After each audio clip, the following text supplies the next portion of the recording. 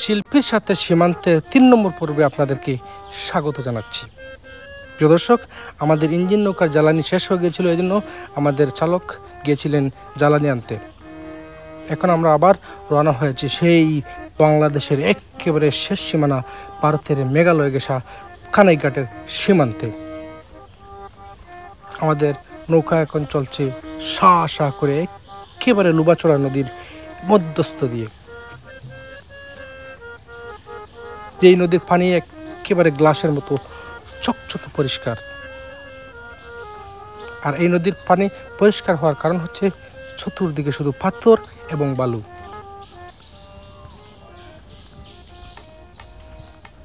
যদি প্রকৃতির কন্যা বলা হয় তাহলে এইসব জায়গাকেই বলতে হবে। প্রিয় দর্শক, ও যে দূরে টিনের চালগুলো দেখা যাচ্ছে, এটি হচ্ছে বাংলাদেশ সীমান্তের একটি বাজার, যেটির নাম হচ্ছে নয়া বাজার। এবং এই বাম পাশের যেই এলাকাটা দেখতে পাচ্ছি, এটি হচ্ছে মুলাগুল বাজার, যেটি একটি প্রাচীন বাজার, বলা যায় 200 বছর আগের বাজার। আমাদের নৌকা এখন চলছে এই মুলাগুল এবং নয়া বাজারের মাঝামাঝি যেই লুবাছড়া নদী রয়েছে, এই লুবাছড়া নদী দিয়ে। আর পাহাড়গুলো হচ্ছে লাল পাহাড় বলা চলে, যে পাহাড়গুলো তৈরি হচ্ছে বালু এবং পাথর দিয়ে। প্রিয় দর্শক, আমাদের সাথে যারা শিল্পী গোষ্ঠী রয়েছেন, আমাদের নৌকা চলছে এবং তারা দেখছেন যে কোন জায়গায় নতুন করে গান রেকর্ড করা যায়, অর্থাৎ সুন্দর সুন্দর প্লেস খুঁজছেন।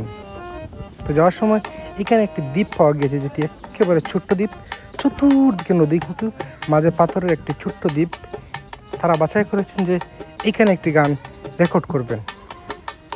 এই জন্য আমাদের আজকের ইঞ্জিন নৌকা এইখানে বিড়ানো হয়েছে এবং শিল্পীরা প্রস্তুতি নিচ্ছেন, তারা এখানে গান গাবেন।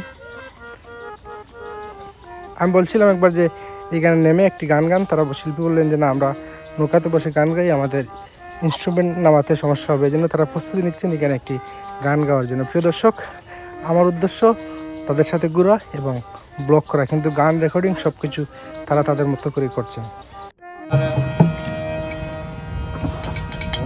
নদীর জল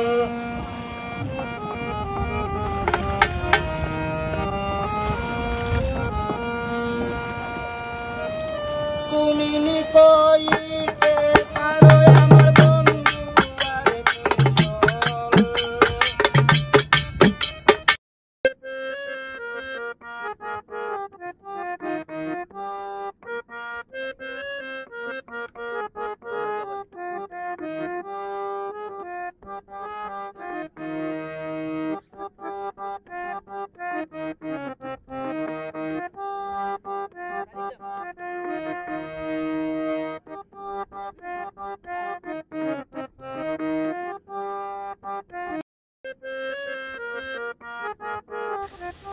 প্রিয় দর্শক, আমরা যে পাথরের ছোট্ট দ্বীপটিতে গান শুনছিলাম, শিল্পী বলছেন এখানে তিনি আরেকটি গান রেকর্ড করবেন, এই জন্য আরেকটি গান রেকর্ড করার প্রস্তুতি নিচ্ছেন। আর এই জায়গাটা এত সুন্দর, কি বলবো, চতুর্দিকে নদী, এর মাঝখানে পাথরের ছোট্ট একটা দ্বীপ। শিল্পীরা এই প্রাকৃতিক পরিবেশে বসে এই গানগুলো যদি আপনারা দেখতে চান তাহলে ঘুরে আসতে পারেন দেওয়ান কালা ফেসবুক এবং ইউটিউব পেজ থেকে।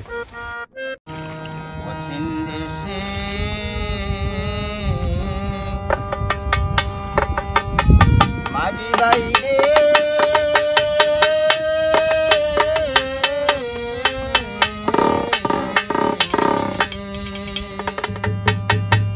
তুমি কোন দেশে যাও বাইয়া।